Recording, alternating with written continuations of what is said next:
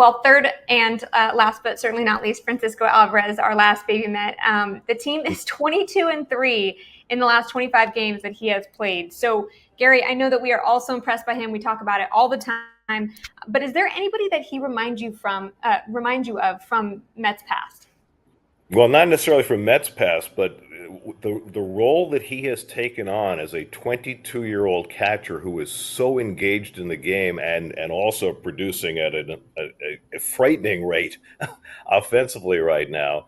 I mean, you look at guys like Yadier Molina and Salvador Perez. I mean, those are the guys that Francisco Alvarez has a chance to emulate.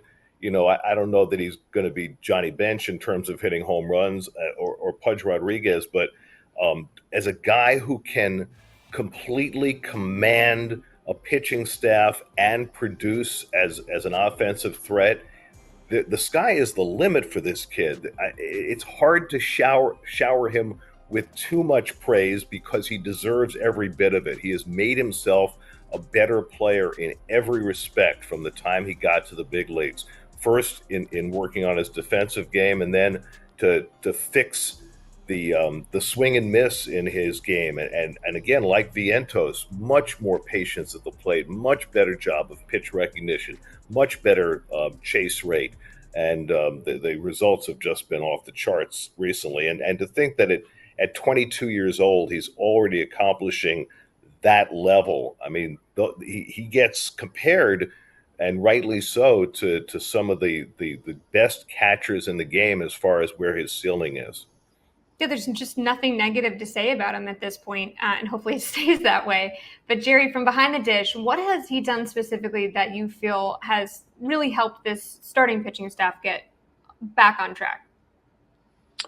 Oh, he's an excellent defensive catcher. And I noticed that in 2021 when I was in spring training and I got to throw to him. This kid got it back then. He was the way he has instincts and he works hard. Instincts, I mean that he understands what a pitcher's trying to do with certain pitches.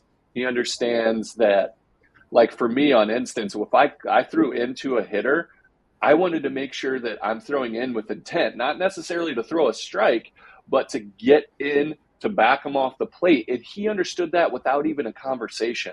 He would set up in off, and that just let me know that his instincts are key. So when he's calling pitches, he's not just going by the book. He's not just throwing suggestions out there.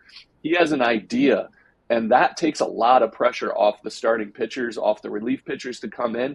They can focus because he's going to have an idea how to get guys out. He makes adjustments on game plan in the middle of everything, and not to mention he is a rock-solid backstop back there, willing to put his body on the line, and he has a really good arm. So apart from the offense, which is the key to his ceiling, defensively, he's a guy that could have a career if he hit under 200 because of how good he is at controlling, calling a game, and throwing guys out.